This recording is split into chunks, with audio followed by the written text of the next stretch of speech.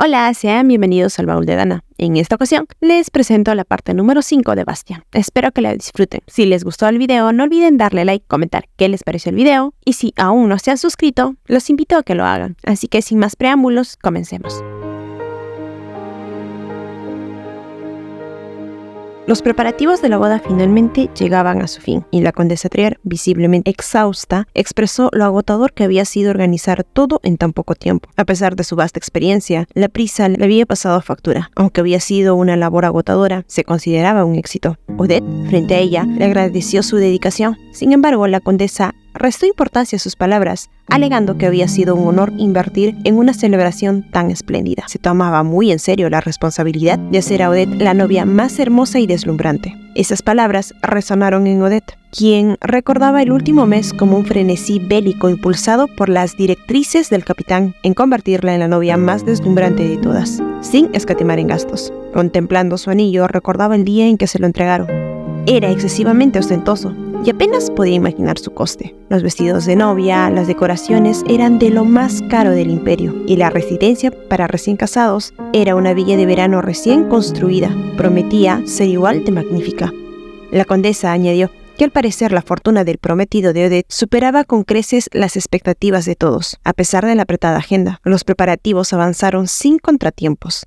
Su padre había sido trasladado a un hospital con las mejores instalaciones cerca de Rats. Su hermana pronto partiría hacia una prestigiosa escuela femenina. Con la boda a la vuelta de la esquina, Odette enfrentaría su nueva vida lejos de su familia. El día de la boda, Franz y sus padres quedaron horrorizados al ver la mansión de verano donde se celebraría la luna de miel. Era una réplica exacta de la lujosa mansión Clausewitz, ubicada sospechosamente al frente. La similitud era tan perturbadora que parecía un reflejo distorsionado, como si alguien hubiera doblado una fotografía por la mitad, creando una imagen surrealista e inquietante. Al percibir la reacción esperada, Bastian sonrió triunfalmente y confesó que había olvidado mencionar algo importante. Aunque había sido rechazado como sucesor de la familia, aún guardaba un toque de nostalgia en su corazón. Con ironía, preguntó a los padres de Franz qué pensaban ahora de él, sabiendo que sus palabras evocaban aquellos oscuros recuerdos en ellos. Estos, horrorizados, solo podían mirarlo con escepticismo. Franz era consciente de la imprudencia de Bastian en su juventud, pero ahora parecía que había perdido completamente la razón. Se preguntaba, ¿cómo había logrado movilizar tal cantidad de dinero? Se rumoreaba que su abuelo materno era un chatarrero de renombre. Había amasado una fortuna que luego mermó significativamente. Si Bastian había heredado lo suficiente como para erigir semejante mansión, ¿por qué parecía luchar para tener éxito en la armada? ¿Y por qué un heredero de tal legado optaría por una vida tan caótica? Con una calma desconcertante, Bastian explicó que deseaba ser visto como el hijo que anhelaba emular a su padre. Esperaba que la imagen de la familia Clausewitz, reflejada como un espejo, sirviera de ejemplo para todo el imperio. Dicho esto, se marchó. La cúspide de la intromisión de invitados no deseados se alcanzó cuando Sandrine emergió inesperadamente mientras Bastian buscaba un momento en soledad. Ella, visiblemente ofuscada, lo confrontó, cuestionando si Bastian no tenía ninguna lástima por ella y cómo había podido casarse sin consultarle primero. Indiferente, Bastian respondió que no había enviado una invitación a la condesa. Sandrine, aún alterada, replicó que no se habían reunido antes porque él había mencionado que estaba ocupado con la preparación de la boda. A pesar de su evidente molestia, Bastian, con indiferencia, explicó que ya había buscado la comprensión de su padre sobre el asunto, quien había accedido a permitir el divorcio si a cambio obtenía un título para el matrimonio. Sandrine, sorprendida por la frialdad de su respuesta, recordó que tanto su padre como Bastian eran exactamente iguales. Solo se preocupaban por el dinero, sus negocios, y no por ella. Y esto fue murmurado en voz alta. Determinado, Bastian admitió que efectivamente, él buscaba el estatus e influencia que su padre poseía, y por supuesto, este valoraba su riqueza. Mencionó: «Gracias a nuestro entendimiento mutuo, hemos trabajado bien juntos hasta este momento», argumentó. Prosiguió revelando que una vez terminado el trato con el emperador, planeaba casarse con ella en el futuro, porque los beneficios que necesitaba aún residía con la señorita Lavier. Sin embargo, agregó que si Sandrine no se sentía cómoda con eso, estaba dispuesto a reevaluar las cosas durante los próximos 2 años. Después de todo, si es difícil aceptar este tipo de relación, quizás será mejor para usted que busque a otra pareja con quien casarse, concluyó. Sin esperar una respuesta, Bastian se alejó, mencionando que la ceremonia estaba a punto de comenzar. La ceremonia de la boda se celebró en el día más largo del año, frente al impresionante mar azul, creando un telón de fondo espectacular. Aunque la ceremonia tenía un cierto grado de esplendor, predominaba una atmósfera rutinaria, con solo ligeras variaciones. El estimado almirante Demel presidió el evento, y la lista de invitados incluía distinguidos alumnos de la Academia Militar y la Marina. Los recién casados se posicionaron en el podio. Bastian podía percibir el temor oculto tras el velo de Odette, quien parecía como si fuese un modesto sacrificio. Sostenía temblorosamente al ramo, pero Bastian, rechazando participar en tal crueldad, levantó su velo sin dudar para revelar su hermoso rostro. Una sonrisa involuntaria cruzó sus labios al encontrarse con sus ojos azul verdosos muy abiertos. La visión de su novia le trajo recuerdos sobre una noche de primavera, cuando se descubrió el rostro por primera vez. Bastian, invadido por una mezcla de diversión y tristeza, había decidido asumir su destino y hacerla su esposa. Ambos parecían compartir emociones similares, y mientras él se relajaba, sus labios se curvaron en una sonrisa vacilante y extraña. Por su parte, Odette también reflexionaba sobre su situación, resignándose a que había terminado casándose con el dueño de la apuesta. Aunque solo sería un contrato de 2 años, pensaba que después de todo podría empezar una nueva vida. Tras la ceremonia llegó la recepción. Odette encontró a Bastian mirando el atardecer en el balcón. La luz del sol hacía resplandecer el mar azul. Sin cortesías, Bastian preguntó si le agradaba la vista, a lo que Odette, confundida, lo llamó con cortesía, preguntando a qué se refería. Corrigiéndola, él insistió en que lo llamara solo por su nombre. Tras una torpe disculpa, Bastian le preguntó qué le parecía la residencia donde vivirían los próximos 2 años. Odette, sorprendida, inquirió si permanecerían en ese lugar incluso después del verano.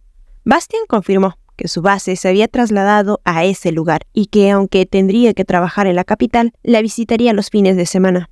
Esa noticia llenó de alegría a Odette, ya que significaba que pasaría solo los fines de semana con Bastian. Él aseguró que podía actuar como quisiera, siempre y cuando no despertara sospechas, y le recordó que no debía llevar a su familia a su casa, y también su propia familia estaba en ese saco. Al oír esto, Odette recordó lo que había dicho la condesa sobre las mansiones idénticas, y preguntó si realmente estaba bien que sea así. Con una sonrisa sarcástica, Bastian comentó que era algo gracioso, pero agregó seriamente que una de ellas debía ser destruida, lo que sorprendió a Odette. Cuando un invitado los observó, Bastian le recordó que debían aparentar ser una pareja feliz, especialmente después de la boda. Mientras se dirigían de vuelta al salón de recepción, Odette planteó la cuestión del motivo del futuro divorcio. Bastian, acercándose íntimamente, preguntó ¿qué le gustaría que fuera? Sorprendida por la pregunta y cercanía, Odette respondió que lo pensaría con calma durante los próximos 2 años.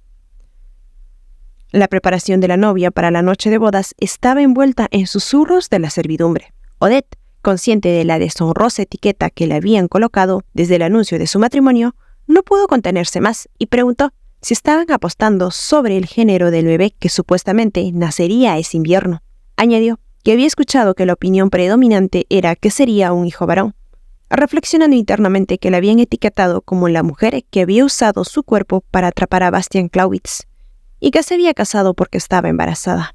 Dirigiéndose a las sorprendidas mujeres, se disculpó por unirse a la conversación, pero indicó que parecía imposible ocultar tales charlas. Reconoció que no creía necesario preocuparse por tales rumores, ya que el tiempo explicaría todo, pero advirtió que era un tema delicado y que debían tener cuidado para que en el futuro tales comentarios no llegaran a sus oídos.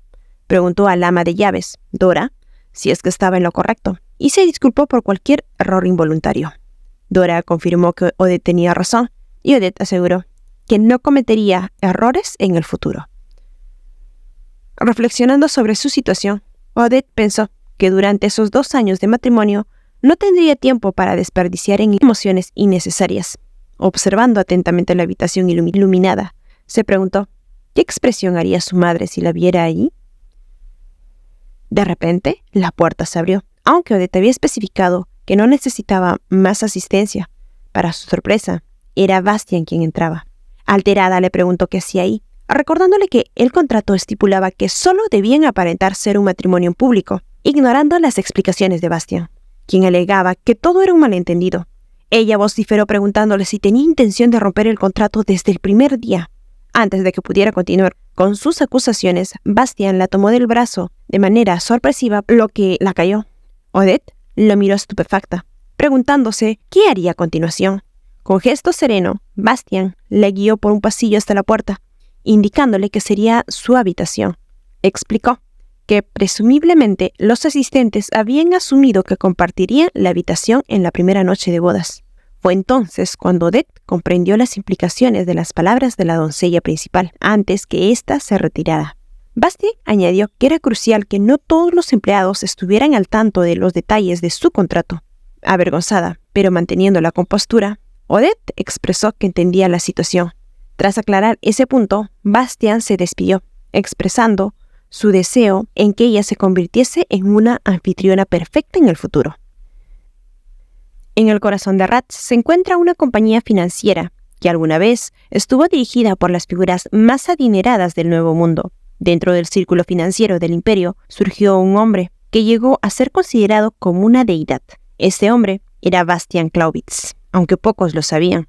Thomas Miller, quien fue el secretario del abuelo de Bastian, Ellis, un hombre antes conocido por ser un chatarrero prestamista, había asumido responsabilidades clave. Como mentor de Bastian, Thomas se había vuelto indispensable para el crecimiento rápido y estable de la compañía. Sin él, la empresa habría fracasado. Curioso, Thomas preguntó por qué Bastian había decidido actuar ahora, antes de lo previsto. Bastian explicó que inicialmente había planeado revelar sus intenciones después de formalizar oficialmente el contrato de matrimonio con la princesa Lavier. Pero el acuerdo con el emperador lo llevó a adelantar sus planes para no desperdiciar esa oportunidad. Por lo tanto, era necesario planificar bien su estrategia. A estas palabras, Thomas, orgulloso del crecimiento de su protegido, elogió su trabajo. Sin embargo, Bastian le restó importancia a ese elogio, señalando que lo esencial era mantenerse enfocado en su objetivo. Después de todo, el estatus de los aristócratas que no se habían adaptado a la revolución estaba decayendo rápidamente. Los días en que disfrutaban de privilegios y honores meramente por su linaje sanguíneo estaban llegando a su fin. En la nueva era, lo que realmente importaba era el reconocimiento de las ganancias y pérdidas actuales. Y la capacidad para establecer quién gobernaría en la próxima era donde el poder sería redefinido. Desde el día de la boda, la vida había sido un torbellino de invitaciones y eventos, además de las que una anfitriona debía encargarse, mucho más de los que Odette había anticipado. Entre esas tareas estaban los gastos domésticos de la mansión y la gestión de los sirvientes. Últimamente había estado tan ocupada que ni siquiera se había dado cuenta del transcurso del tiempo. El fin de semana llegó rápidamente. Cuando Bastian llegó a la mansión, Odette fue a su encuentro como si de una pareja enamorada se tratase. Frente a los presentes, anunció con entusiasmo que lo había extrañado. Bastian, interpretando su papel, se acercó rápidamente, la tomó de las manos y recitó un tierno poema, dándole un suave beso en la mejilla. Luego, él la apartó del salón, tomados de la mano, con la misma dulzura de una pareja que va a tener una charla privada. Los presentes no tardaron en adular a la pareja enamorada. Sin embargo, lejos de los ojos curiosos, la escena cambió. Bastian la miró con frialdad y la recriminó, preguntando si acaso eso era lo mejor que podía hacer. Molesto, añadió que no entendía por qué había escogido la joya más pequeña de todas de las que le había regalado.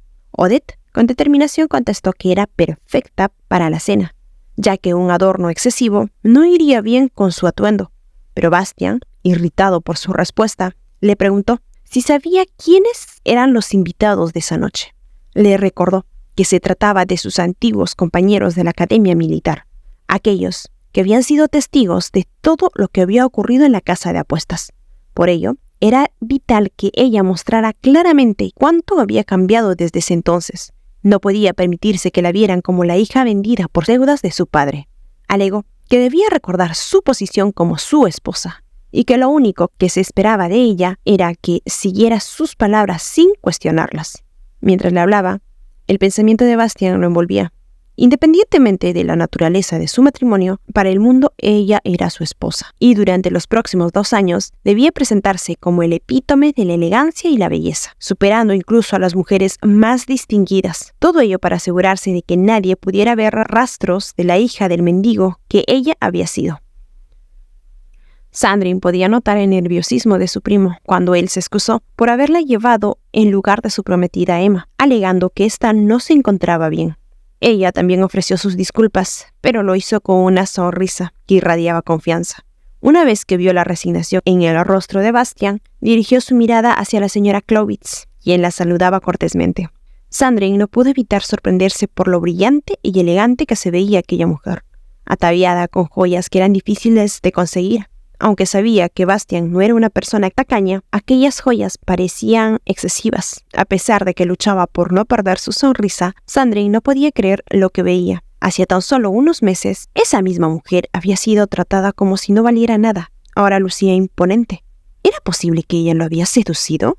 Se preguntaba si con su belleza esa mujer habría logrado algo tan increíble como para hacer que Bastian despilfarrara su fortuna por ella. ¿Acaso Bastian había caído con un truco tan superficial? Lo que más le inquietaba era la tranquilidad que desprendía esa mujer. Aunque Sandrine sabía que era absurdo sentir celos por alguien que tarde o temprano sería abandonada, su corazón no respondía a su razón. La envidia crecía dentro de ella, incapaz de controlar el malestar que aquella escena le provocaba. Afortunadamente, la cena había comenzado bien. Y mientras Odette escuchaba los halagos que los invitados le dirigían, también pudo sentir el alivio de Bastian. Todo parecía estar bajo control, hasta que una sirvienta se acercó para informarle que tenía una llamada urgente. Tras disculparse con los invitados y retirarse del salón, dejó la velada en manos de Odette. Sin embargo, tan pronto como se marchó, el ambiente tranquilo que antes dominaba el lugar cambió drásticamente. El hombre al que llamaban Erich Faber, a quien recordaba haber visto ese día, preguntó por la salud de su padre. Odette respondió cortésmente que se había mejorado un poco, a pesar de su terrible condición, agradeciendo su preocupación. Sin embargo, Faber soltó una risa sarcástica y añadió que eso era bueno, ya que gracias al trato con el duque Dicen, de esa noche ella podía disfrutar de los lujos que tenía. Comentó, con un tono irónico, que su padre le había dado un regalo tan grande que merecía muchos más años de vida. Aunque el hijo del conde Ewald intentó intervenir, una persona más curiosa, Sandrine, preguntó con evidente interés qué había sucedido aquella noche. Odette era consciente de la malicia de ambos. Faber la miraba con desdén, probablemente esperando verla avergonzada o desesperada por ocultar lo ocurrido. Sin embargo, esa era una actitud que jamás le mostraría. A pesar de la incomodidad, respondió con calma que su padre tenía una adicción al juego y que en su desesperación había cometido el error de ofrecerla como método de pago. Varios oficiales interesados se unieron a la apuesta. Esa noche conoció por primera vez a su esposo, así como a los otros presentes.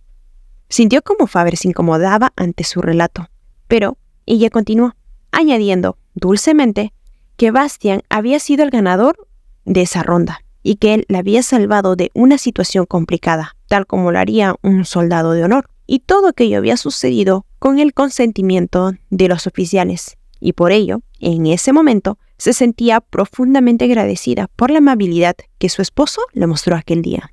Mientras Faber parecía resignado ante su respuesta, Sandrine aprovechó la declaración y aplaudió de manera teatral. Comentó que la historia era realmente romántica, insinuando que debido a ese primer encuentro, ambos se habrían enamorado. Con un tono mordaz, preguntó, ¿qué habría ocurrido si alguien más hubiese ganado aquella noche? Insinuando que quizás su esposo habría sido otra persona. Sandrine notó cómo su comentario afectó visiblemente a la señora Clowitz, por lo que, con malicia, volvió a llamarla por ese nombre. Aunque la expresión alterada de Odette se suavizó rápidamente, era evidente que trataba de mantener una fachada de calma y control. El esfuerzo por ocultar su verdadera reacción demostraba que esas palabras habían sido hirientes, y Sandrine, expectante, aguardaba ver cómo respondería esa provocación. Sin embargo, antes de que Odette pudiera contestar, Bastian intervino, brindándole su apoyo con una sonrisa confiada. Mencionó que aquel escenario hipotético jamás habría ocurrido, ya que incluso si otro hubiera ganado, el resultado sería el mismo. Él simplemente le habría robado. Se acercó familiarmente al rostro de Odette y le preguntó con un tono casi juguetón si no creía que sería así.